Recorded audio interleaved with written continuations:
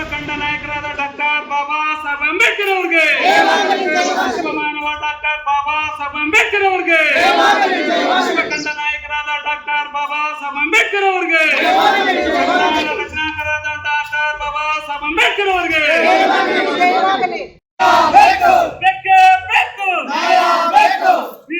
ಹರೀಶ್ ಅವರಿಗೆ ಅಮಾನತ್ತು ಮಾಡಿ ಅಮಾನತ್ತು ಮಾಡಿ ಅಮಾನತ್ತು ಮಾಡಿ ಅಮಾನತ್ತು ಮಾಡಿ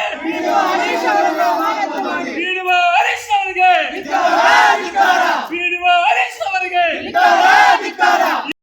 ಕೋಲಾರ ತಾಲೂಕು ಹೊನ್ನೇನಹಳ್ಳಿ ಗ್ರಾಮ ಪಂಚಾಯಿತಿ ಬೀಡುವ ಅಧಿಕಾರಿ ಹರೀಶ್ ಅವರಿಗೆ ಅವರ ನ್ಯಾಯ ವಂಚನೆಗೆ ಅವಳಿ ವರ್ತನೆಗೆ ಪೂರ್ಣ ವರ್ತನೆಗೆ ಅವರ ಅಹಂಕಾರಕ್ಕೆ ಅವರ ಅಹಂಭಾಗಕ್ಕೆ ಬಡವರನ್ನು ವಂಚಿಸಿ ಕೋಟ್ಯಾಧಿಪತಿ ಆಗಿರುವ ಬೀಡುವ ಹರೀಶ್ ಅವರಿಗೆ ಸರ್ಕಾರಕ್ಕೆ ವಂಚನೆ ಮಾಡಿ ಕೋಟ್ಯಾಧಿಪತಿ ಆಗಿರುವ ಬೀಡುವ ಹರೀಶ್ ಅವರಿಗೆ ಯಾರಿಗೆ ಬಂತು ಎಲ್ಲಿಗೆ ಬಂತು 47ರ ಸ್ವಾತಂತ್ರ್ಯ ಯಾರಿಗೆ ಬಂತು ಎಲ್ಲಿಗೆ ಬಂತು 47ರ ಸ್ವಾತಂತ್ರ್ಯ ಅಮಾನತ್ತು ಮಾಡಿ ಅಮಾನತ್ತು ಮಾಡಿ ಖರಾಬು ಜಮೀನುಗಳಿಗೆ ಈ ಖಾತೆಗಳನ್ನು ಮಾಡಿಕೊಟ್ಟಿರುವ ಪಿಡಿಒ ಹರೀಶ್ ಅವರಿಗೆ, ರಾಜಕಾಲುವೆಗಳಿಗೆ ಈ ಸತ್ತು ಮಾಡಿಕೊಟ್ಟಿರುವ ಹರೀಶ್ ಅವರಿಗೆ, ಅವರ ಅಟ್ಟಹಾಸಕ್ಕೆ, ದುರಂಕಾರಕ್ಕೆ, ನಯವಂಚನೆಗೆ ಶ್ರಮಪಟ್ಟು ವಿದ್ಯಾಭ್ಯಾಸ ಮಾಡಿದ್ದಾನೆ. ವಿದ್ಯಾಭ್ಯಾಸಕ್ಕೆ ತಕ್ಕಂತೆ ಹುದ್ದೆಯನ್ನು ಕೊಟ್ಟಿದ್ದಾನೆ. ಹುದ್ದೆಗೆ ತಕ್ಕಂತೆ ಸಂಭಾವನೆ ಬರ್ತದೆ. ನಾನು ಎಂದು ಬೀಗುವಂತ ಈ ಹರೀಶ್ ಕುಮಾರ್ ಅವರನ್ನ ಮತ್ತು ಕೆಂಬೋಡಿ ರಮೇಶ್ ಬಾಬುರವರನ್ನ ಇನ್ನೂ ಇದೆ. ಸರ್ಕಾರದ ಬೊಕ್ಕಸಕ್ಕೆ ಎಷ್ಟು ಲಕ್ಷಗಳು ಮಾತ್ರ ಅಲ್ಲ, ಕೋಟಿಗಳನ್ನ ವಂಚನೆ ಮಾಡಿರ್ತಕ್ಕಂಥ ಈ ವಂಚಕನ, ಈ ಕೀಚಕನ ಒಂದು ಮಾಡ್ತಿದ್ವಿ. ಜೊತೆಗೆ ಹರೀಶ್ ಕುಮಾರ್ ಅವರನ್ನ ರಾಜಕಾರಣ ಇದೆ, ಇನ್ನೊಬ್ಬರಿದೆ ಎನ್ನುವಂಥದ್ದು ಏನೊಂದು ರಾಜಕಾರಣಕ್ಕೆ ಏನಾದರೂ ನೀವು ಬೆಳೆದಿದ್ದೇ ಆದಲ್ಲಿ ದಯವಿಟ್ಟು ನಾವು ನಿಮ್ಮ ವಿರುದ್ಧವಾಗಿ ಕೂಡ ನಾವು ಹೋರಾಟ ಮಾಡಲಿಕ್ಕೆ ಸಿದ್ಧವಾಗಿದ್ದೇವೆ. ದಯವಿಟ್ಟು ರಾಜಕಾರಣಕ್ಕೆ ಮುನಿಬೇಡ್ರಿ. ಇವತ್ತು 5 ವರ್ಷ ರಾಜಕಾರಣ ಇರುತ್ತೆ, 50 ವರ್ಷ ಅಧಿಕಾರತ್ವವನ್ನು ವಹಿಸಿರ್ತೀರ, 30 ವರ್ಷಗಳ ಅಧಿಕಾರತ್ವವನ್ನು ವಹಿಸಿರ್ತೀರ. ಶ್ರಮಪಟ್ಟು ವಿದ್ಯಾಭ್ಯಾಸ ರಾಜಕಾರಣ ಸರ್, ರಾಜಕಾರಣ ದಯವಿಟ್ಟು ಹೇಳ್ತಾ ಇದ್ದೀನಿ, ಯಾರನ್ನು IAS ಮಾಡಿದವರಲ್ಲ, ಯಾರು IPS ಮಾಡಿದವರಲ್ಲ, ಒಬ್ಬ MLAಗಳಿಗೂ ಇಂಗ್ಲೀಷ್ ಬರಲ್ಲ, ಒಬ್ಬ MP ಗಳಿಗೂ ಇಂಗ್ಲೀಷ್ ಬರಲ್ಲ. ಇವರು ಒನ್ ಆಫ್ ಗ್ರ್ಯಾಜುಯೇಟ್ ಸರ್, ನೀವೆಲ್ಲ ಗ್ರ್ಯಾಜುಯೇಟ್ ಸರ್. ದಯವಿಟ್ಟು ಹೇಳ್ತಾ ಇದ್ದೀನಿ, ನಾವು ಕೊಟ್ಟಂಥ ಸರ್ ನಮ್ಮ ಒನ್ ಆಫ್ ಕ್ವಾಲಿಫಿಕೇಷನ್ ಸರ್. ಯಾಕೆ ಇವತ್ತು ಹೇಳ್ತಾ ಇದ್ದೀವಿ ಅಂತಂದರೆ, ದಯವಿಟ್ಟು ರಾಜಕಾರಣಿಗಳ ಮಾತುಗಳಿಗೆ ಮುಳುಗಿ ಏನು ಇಂಥ ಹಗರಣಕೋರ ಅಧಿಕಾರಿಯನ್ನು ಏನಾದರೂ ರಕ್ಷಣೆ ಮಾಡೋಕ್ಕೆ ಏನಾದರೂ ಹೋಗಿದ್ದಾದರೆ ನಮ್ಮ ಹೋರಾಟವಂತೂ ಅನಿರ್ದಿಷ್ಟಾವಧಿಯಂತೂ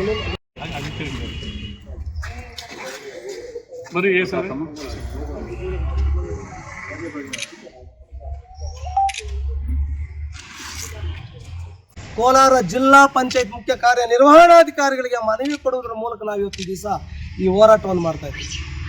ಹೋರಾಟದ ಹಿನ್ನೆಲೆ ಏನಂತ ಹೇಳಿದ್ರೆ, ಸ್ವಾತಂತ್ರ್ಯ ಬಂದು 79 ವರ್ಷಗಳ ಕಾಲಯಾನವನ್ನು ನಾವು ಮೆಟ್ಟಿ ನಿಂತಿದ್ದೀವಿ. ಆದ್ರೂ ಇವತ್ತಿನ ದಿವಸ ಹಗರಣಗಳು ನಡೀತಾ ಇದೆ.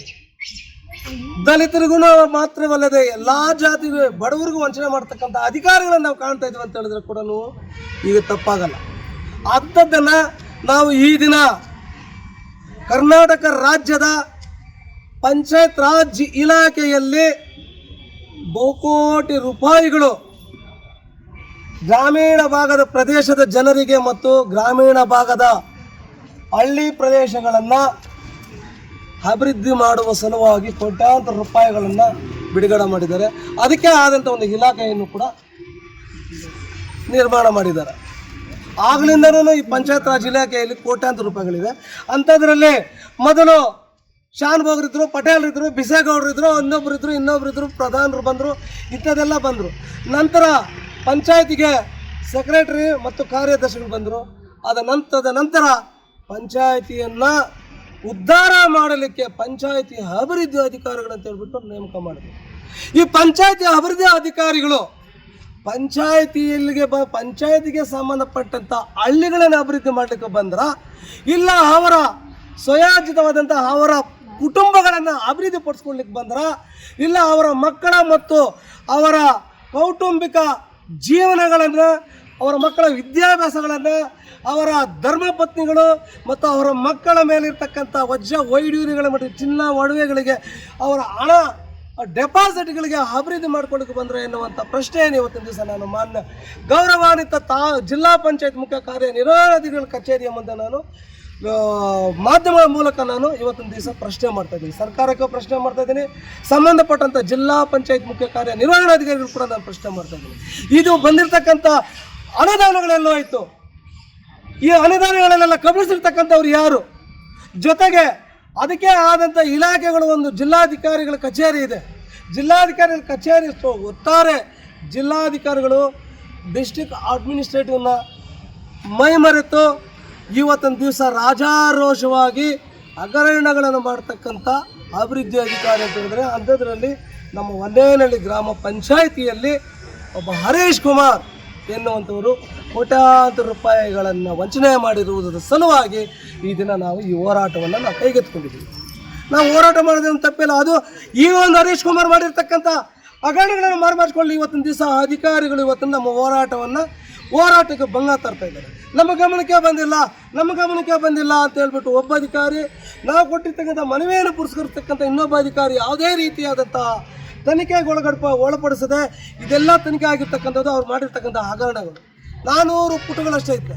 ರಾಜಕಾರಣಿಗಳು ಒತ್ತುವರಿ ಮಾಡಿದ್ದಾನೆ, ಅದಕ್ಕೆ ಈ ಖಾತೆಗಳು ಮಾಡಿಕೊಟ್ಟಿದ್ದಾನೆ. ಭೂ ಪರಿವರ್ತನೆ ಆಗಿರಲ್ಲ, ಅದಕ್ಕೆ ಈ ಖಾತೆಗಳು ಮಾಡಿಕೊಟ್ಟಿದ್ದಾನೆ. ಯಾವುದೇ ರೀತಿಯಾದಂಥ ಅನುದಾನಗಳನ್ನು ಕಾಮಗಾರಿಗಳು ಮಾಡಿದ ನಕಲಿ ಬಿಲ್ಗಳನ್ನು ಮಾಡ್ಕೊಂಡಿದ್ದಾನೆ. ಕುಂಬಾರಹಳ್ಳಿ ಗ್ರಾಮ ಪಂಚಾಯತ್ ಕುಂಬಾರಹಳ್ಳಿ ಪಕ್ಕದಲ್ಲಿ DC office, including DC office, ಅಲ್ಲಿ ಕೊಳವೆ ಬಾವಿ ಬಿದ್ದಾಗಿದೆ ಅಂತ ಹೇಳ್ಬಿಟ್ಟು 1 ಲಕ್ಷ ರೂಪಾಯಿ ಕಬಳಿಸಿದ್ದಾನೆ. ಈ ಖಾತೆಗಳಿಗೆ ತಲಾ ಒಂದೊಂದು, ಈ ಖಾತೆಗೆ 5 ಲಕ್ಷ 6 ಲಕ್ಷ ಈ ರೀತಿ ಪಡೆದಿದ್ದಾನೆ. ಭೂ ಪರಿವರ್ತನೆ ಆಗದೆ ಇರ್ತಕ್ಕಂಥವರಿಗೆ ಪರವಾನಗಿಗಳನ್ನು ಕೊಟ್ಟಿದ್ದಾನೆ. ಇದಕ್ಕಿಂತ ಇನ್ನು ಹಗರಣಗಳೇನು ಬೇಕು? ಇದಕ್ಕಿಂತ ದಾಖಲೆಗಳೇನು ಬೇಕು? ಇದಕ್ಕಿಂತ ಇನ್ನೇನು ನಾವು ಕೊಡಬೇಕು? ನಾವು ಪ್ರಶ್ನೆ ಮಾಡುವಂಥದ್ದನ್ನು ಇವರು ಪ್ರಶ್ನೆ ಮಾಡ್ತಾರೆ ಅಂತ ತಪ್ಪು. ಈ ನಾವು ಪ್ರಶ್ನೆ ಮಾಡಿದ್ರೆ ಚಿಕ್ಕನಾಡ್ ಅವ್ರು ಸರಿ ಇಲ್ಲ ಅನ್ನೋ ಅಂತ ಮಾತನ್ನು ಹೇಳ್ತಾರೆ. ಇದೇ ನಮ್ಮ ಹರೀಶ್ ಕುಮಾರ್ ಮಾಡಿರ್ತಕ್ಕಂಥ ಹಗರಣಗಳನ್ನು ಮರುಮಾಚಿಕೊಳ್ಳಲು ಒಬ್ಬ ಪಂಚಾಯಿತಿಯ ಅಭಿವೃದ್ಧಿ ಅಧಿಕಾರಿಗಳಿಗೆ ಜಿಲ್ಲಾ ಅಧ್ಯಕ್ಷನಾಗಿರ್ತಕ್ಕಂಥ ಸಂಪಿಗೆ ರಾಜ್ ಆ ಸಂಪಿಗೆ ರಾಜ್ ರಾತ್ರಿ ನನಗೆ ಫೋನ್ ಮಾಡಿ ದೂರವಾಣಿಯ ಮೂಲಕ ನನಗೆ ಧಮಕಿ ಹಾಕ್ತಾನೆ. ಹೋರಾಟ ನೀನು ಮಾಡ್ತೀಯಾ ಅಂತ. ಮಾಡೇ ಮಾಡ್ತೀನಿ ಅಂದ. ಒಬ್ಬ ಸಂಪಿಗೆ ರಾಜ್ ಅಂತ ಸಂಪಿಗೆ ರಾಜನ ಯಾರೋ ನಮಗೆ ಗೊತ್ತಿಲ್ಲ. ಆದ್ರೂ ಆ ಜಿಲ್ಲಾ ಪಂಚಾಯಿತಿ ಸಂಪರಾಜು ಅನ್ನೋರು ನಮಗೆ ಧಮಕಿ ಹಾಕ್ತಾರೆ. ಆ ಧಮಕಿಗೆ ನಾನು ಹೇಳಿದೆ, ಅಧಿಕಾರಿಗಳಿರ್ಬೋದು, ನೀವು ಪಂಚಾಯತಿ ಅಭಿವೃದ್ಧಿ ಅಧಿಕಾರಿಗಳಿಗೆ ನೀವು ಜಿಲ್ಲಾಧ್ಯಕ್ಷನೇ ಆಗಿರ್ಬೋದು, ನಾನು ಅಂಬೇಡ್ಕರ್ ಅನುಯಾಯಿ, ಜೊತೆಗೆ ಈ ದೇಶದ ಸಂವಿಧಾನವನ್ನು ರಚನೆ ಮಾಡಿರ್ತಕ್ಕಂಥ ರಚನಾಜ್ಞಾನಿಯ ಪುತ್ರನಾದಂಥ ಅಂಬೇಡ್ಕರ್ ಅವರ ಮೊಮ್ಮಗ ಜೊತೆಯಲ್ಲಿ ನಾವು ಇವತ್ತಿನ ದಿವಸ ಹೋರಾಟ ಮಾಡ್ತಾಯಿದ್ದೀವಿ. ಆನಂದಾಜ್ ಅಂಬೇಡ್ಕರ್ ಜೊತೆಯಲ್ಲಿದ್ದೀವಿ, ಅವರ ಜೊತೆಗೂಡಿ ಹೋರಾಟಗಳು ಮಾಡ್ತಾಯಿದ್ದೀವಿ. ನಾವು ತಕ್ಕ ಮಟ್ಟಿಗೆ ಹೋರಾಟಗಳನ್ನು ಪ್ರಾಮಾಣಿಕವಾಗಿ ಮಾಡ್ತಾಯಿದ್ದೀವಿ ಅಂತ ಒಂದು ಮಾತನ್ನು ಹೇಳಿದ್ದೀವಿ. ಎಲ್ಲ ಒಂದು ಕಡೆ ನಾವು ಹೋರಾಟಗಾರ ಹಿಡಿದಿರ್ತೀವಿ, ಹಾಗಂತ ಹೇಳ್ಬಿಟ್ಟು ನಾವು ಹರಿಶ್ಚಂದ್ರಲ್ಲ, ಆದರೂ ಕೂಡ ನಾವು ನಮ್ಮ ಹೋರಾಟ ಪ್ರಾಮಾಣಿಕವಾಗಿ ಮಾಡ್ತಾಯಿದ್ದೀವಿ ಅಂಥ ರೀತಿಯಾಗಿ ಹೇಳಿದ್ದಾನೆ. ಒಬ್ಬ ಸ್ವಜಾತಿಯ ಮೇಲೆ ಎತ್ಕೊಂಡಿರ್ತಕ್ಕಂಥ ಈ ಹರೀಶ್ ಕುಮಾರ್ ಒಬ್ಬ ಹಕ್ಕು ಮಾಹಿತಿಯ ಕಾರ್ಯಕರ್ತ. ಅದೆಷ್ಟು ಮಾತ್ರ ಹಕ್ಕು ಮಾಹಿತಿಗಳು ಹಾಕೊಂಡು ಅರ್ಜಿಗಳು ಹಾಕ್ಕೊಂಡು ಏನು ಮಾಡ್ತಾನೋ ಅದು ಸ್ವಜಾತಿ ಅಂತ ಹೇಳ್ಕೊಳ್ಳೋಕೆ ನನಗೆ ನಾಚಿಕೆ ಆಗುತ್ತೆ. ಚಿಕ್ಕನಾಡ ಮೇಲೆ ಕಂಪ್ಲೇಂಟ್ ಕೊಡು ಅಂತ ಹೇಳ್ತಾರೆ. ಕೊಡು, ನನ್ನ ಮೇಲೆ ಕಂಪ್ಲೇಂಟ್ ಕೊಡು. ನಾನೇನಾದರೂ ಅಧಿಕಾರಿಗಳು ಬೆದರಿಸಿದ್ದೇನಾ? ಅಧಿಕಾರಿಗಳೇನು ಬೆದರಿಸಿಲ್ವಲ್ಲ. ಹಗರಣಗಳು ಮಾಡಿರ್ತಕ್ಕಂಥದ್ದು ಇನ್ನು ಇದಕ್ಕಿಂತ ಏನು ಬೇಕು? ಅದಕ್ಕೆ ಒಬ್ಬ RTI ಕಾರ್ಯಕರ್ತ, ಆತನ ಬಯೋಡಾಟಾ, ಆತನ ಇತಿಹಾಸ ನನಗೆ ಗೊತ್ತು. ಆತನ ಚಾರಿತ್ರ್ಯಶೀಲತೆ ಏನು, ಆತನ ಚಾರಿತ್ರ್ಯಶೀಲ ನಂಗೆ ಚೆನ್ನಾಗಿ ಗೊತ್ತು. ಆತನಿಗೆ ಎಷ್ಟು ಮಾತ್ರ ಆತನು ಪ್ರಾಮಾಣಿಕವಾಗಿದ್ದಾನೆ. ಆತನಿಗೆ ಎಲ್ಲಿ ಬಂತು, ಕಾರಲ್ಲಿ ಬಂತು, ಬಂಗ್ಲೆಯಲ್ಲಿ ಬಂತು, ಅವನು ಏನಾದರೂ ಆದಾಯ ತೆರಿಗೆ ಪಾವತಿ ಮಾಡ್ತಾನೆ. ಒಬ್ಬ ಹಕ್ಕು ಮಾಹಿತಿ ಆಗ್ತೀನಿ ನಾನು RTI ಕಾರ್ಯಕರ್ತ ಅಂತ ಹೇಳಿರ್ತಾನೆ. ನಾನು ನಾಚಿಕೆ ಆಗಬೇಕು. ನನ್ನ ಜಾತಿಯನ್ನು ಇವತ್ತಿನ ದಿವಸ ನಾವು ಹೊರಗಡೆ ಹೇಳ್ಕೊಳ್ಳೋಕೆ ನಾಚಿಕೆ ಆಗುತ್ತೆ. ನನ್ನ ಮೇಲೆ ಕಂಪ್ಲೇಂಟ್ ಕೊಡು ಅಂತ ಹೇಳಿದಾಗ ಅವನು ಎಷ್ಟು ಮಾತ್ರ RTI ಕಾರ್ಯಕರ್ತ, RTI ಅರ್ಜಿಗಳನ್ನು ಕೊಟ್ಬಿಟ್ಟು ಜೀವನ ಮಾಡೋಂಥವನಲ್ಲ. ಅವನು ತಿಳ್ಕೋಬೇಕು, ಹಕ್ಕು ಮಾಹಿತಿಯ ಅರ್ಜಿದಾರ, ಅರ್ಜಿಗಳನ್ನು ಕೊಟ್ಕೊಂಡು ಜೀವನ ಮಾಡೋಂಥವನು. ನಿನ್ನ ಇತಿಹಾಸ ನನಗೆ ಗೊತ್ತು. ನಾನು ಬಿಚ್ಕೊಳಕ್ಕೆ ಇಷ್ಟ ಇಲ್ಲ. RTI ಕಾರ್ಯಕರ್ತನೇ, RTI ಕಾರ್ಯಕರ್ತ ಅಲ್ಲ ನೀನು. ಅಲಲ್ಕೋರ ನೀನು, ಹಗರಣಕೋರ, ದಂಧೆಕೋರ, ದಗಲಬಾಜಿ. ಆದರೂ ನನ್ನ ಜಾತಿ ಅಂತ ಬಿಟ್ಟು ನಿನ್ನ ಹೆಸರು ಹೇಳಿದೆ. ನಾನು ಇವತ್ತಿನ ದಿವಸ ನಿನ್ನ ಕ್ಯಾಕರಿಸಿ ಉಗ್ದಂಗೆ ಮಾತಾಡ್ತಾ ಇದ್ದೀನಿ. RTI ಕಾರ್ಯಕರ್ತನ ನೀನು. ಒಬ್ಬ ಹೋರಾಟಗಾರರು ನಿಂದಂಗೆ ನಾವು ಮಾಡಿಲ್ಲ, ಒಬ್ಬ ಹೋರಾಟವನ್ನು ಮಾಡ್ತಾ ಇದ್ದೀನಿ. ಹೋರಾಟದ ಮೂಲಕ ಯಾವ ಅಧಿಕಾರಿ ತಪ್ಪು ಮಾಡ್ದು ಅವ್ರ ಅಪ್ಪನ ಮನೆ ಸತ್ತ, ಹರೀಶ್ ಅವ್ರ ತಾತನ ಮನೆ ಸತ್ತ, ಕೆಂಬಾಡಿ ರಮೇಶ್ ಬಾಬು ಅವ್ರ ಅಪ್ಪನ ಮನೆ ಸತ್ತ, 3 ಎಕರೆ ಜಮೀನು ಕೊಂಡಿದ್ದಾನೆ. ಸರ್ಕಾರ ಎಷ್ಟು ಮನವಿಗಳು ಕೊಟ್ಟಿರಬೇಕು, ಈತನ ವಿರುದ್ಧವಾಗಿ ಇಷ್ಟೊಂದು ಮನವಿಗಳು ಕೊಟ್ಟು ಇಷ್ಟೊಂದು ಅಕ್ರಮವಾದಂಥ ದಾಖಲೆಗಳನ್ನು ಮಾಡಿ ಇಷ್ಟೊಂದು ಅಕ್ರಮವಾಗಿ ಕೋಟ್ಯಾಂತರ ರೂಪಾಯಿಗಳನ್ನು ವಂಚನೆ ಮಾಡಿರ್ತಕ್ಕಂಥವನ ವಿರುದ್ಧವಾಗಿ ಇನ್ನೆಷ್ಟು ಮನವಿಗಳು ಕೊಡಬೇಕು, ಇನ್ನೆಷ್ಟು ಅವರನ್ನು ಎಷ್ಟು ನಾವು ಈ ರೀತಿಯಾಗಿ ಮಾತಾಡಬೇಕು. ಇಂಥ ಅಧಿಕಾರಿಗಳಿಗೆ, ಪ್ರಚೋದನೆ ಮಾಡ್ತಕ್ಕಂಥ ಅಧಿಕಾರಿಗಳಿಗೆ ಮೊದಲು ತಕ್ಕ ಪಾಠ ಕಲಿಸಬೇಕು. ಆದ ಕಾರಣದಿಂದಾಗಿ ಹರೀಶ್ ಅವರು ಮಾಡಿರ್ತಕ್ಕಂಥ ಪ್ರತಿಯೊಂದನ್ನು ಲಾಕ್ಔಟ್ ಮಾಡಬೇಕು. ದಯವಿಟ್ಟು ಇದು ಮಾಡಿಲ್ಲ ಅಂತ ಹೇಳಿದ್ರೆ ನಮ್ಮ ಹೋರಾಟ ಇದು ಇಷ್ಟಕ್ಕೆ ನಿಲ್ಲಲ್ಲ. ಮಿಸ್ಟರ್ ಹರೀಶ್, ನಿನ್ನ ವಿರುದ್ಧವಾಗಿ ನನ್ನ 3ನೇ ಹಂತದ ಹೋರಾಟ ಪ್ರಾರಂಭ ಮಾಡ್ತೀನಿ. 3ನೇ ಹಂತದ ಹೋರಾಟದಲ್ಲಿ ನೀನು ಏನೆಲ್ಲ ಮಾಡಿದೆ ನಮಗೆ ಗೊತ್ತು. ಕೆಂಬೋಡಿ ರಮೇಶ್ ಕುಮಾರ್ ಏನು ಮಾಡಿದ್ದಾನೆ ಅಂತ ಗೊತ್ತು. ಮಾಲೂರು ತಾಲೂಕಿನಲ್ಲಿ ಒಬ್ಬ ಪ್ರಕಾಶ್ ಬಾಬು ಎನ್ನುವಂಥವರು ಒಬ್ಬ ಜಿಲ್ಲಾ ಪ್ರಧಾನ ಕಾರ್ಯದರ್ಶಿ ನಾರಾಯಣ ಸ್ವಾಮಿರವರಿಗೆ ಕೊಡ್ತಕ್ಕಂಥ ಹಿಂಸೆಗಳೇನಂತ ನಮ್ಗೆ ಚೆನ್ನಾಗಿ ಗೊತ್ತಿದೆ. ಇದನ್ನೆಲ್ಲನೂ ನಾವು ಮುಂದಿನ ದಿನಗಳಲ್ಲಿ ಬಹಳಷ್ಟು ವಿಭಿನ್ನ ರೀತಿಯ ಹೋರಾಟಗಳನ್ನು ನಾವು ಮಾಡಲಿಕ್ಕೆ ಸಜ್ಜಾಗಿದ್ದೀವಿ. ಮುಂದೆ ಮಾಡಲಿಕ್ಕೂ ನಾವು ತಯಾರಿದ್ದೀವಿ. ನಾವು ಯಾವುದೇ ಕಾರಣಕ್ಕೆ ಯಾವ ಅಧಿಕಾರಿಯ ಬಳಿ ಕೂಡ ನಾವೇನು ಬೇಡ ಹೋಗಿಲ್ಲ. ನನ್ನ ಹೋರಾಟ ನನ್ನ ಪ್ರಾಮಾಣಿಕವಾಗಿ ಮಾಡ್ತಾಯಿದ್ದೀನಿ. ಈ ಹಗರಣ ಮಾಡಿರ್ತಕ್ಕಂಥ ಹಗರಣಕೋರ ಅಧಿಕಾರಿ, ಹಲಾಲ್ಕೋರ ಅಧಿಕಾರಿ, ಲಪಂಗ ಅಧಿಕಾರಿ, ಇಂಥ ದಗಾಕೋರ ಅಧಿಕಾರಿ, ಪಂಚಾಯತಿ ಅಭಿವೃದ್ಧಿ ಅಧಿಕಾರಿ ಅಂತ ಹೇಳಲಿಕ್ಕೆ ನಾಚಿಕೆ ಆಗುತ್ತೆ ನಮಗೆ. ಯಾರ ತಾತನ ಮನೆ ಸೊತ್ತೆ ಹರೀಶ್? ಈ ಖಾತೆಗಳನ್ನು ಮಾಡಿಕೊಡ್ಲಿಕ್ಕೆ ಯಾರು ತಾತನ ಮನೆ ಸೊತ್ತೆ? ಭೂ ಪರಿವರ್ತನೆ ಆಗಿದೆಯಾ? ಭೂ ಪರಿವರ್ತನೆ ಆಗದೆ ಇರ್ತಕ್ಕಂಥ ರಾಜಕಾಲುಗಳಿಗೆ ನೀನು ಇವತ್ತೊಂದು ದಿವಸ ಈ ಖಾತೆ, ಈ ಸೊತ್ತುಗಳನ್ನು ಮಾಡಿಕೊಟ್ಟಿದೀಯ. ಅನಧಿಕೃತವಾಗಿ ನಿರ್ಮಾಣ ಮಾಡ್ತಕ್ಕಂಥ ಬಡಾವಣೆಗಳಿಗೆ ನೀನು ಸೂಲರಲ್ಲಿ ಸರ್ವೆ ನಂಬರ್ಗಳಿಗೆಲ್ಲ ನೀನು ಈ ಖಾತೆಗಳನ್ನು ಮಾಡಿಕೊಟ್ಟಿದ್ದೀಯ. 10 ಕೋಟಿ ರೂಪಾಯಿಯ ಆಸ್ತಿದಾರ ನೀನು.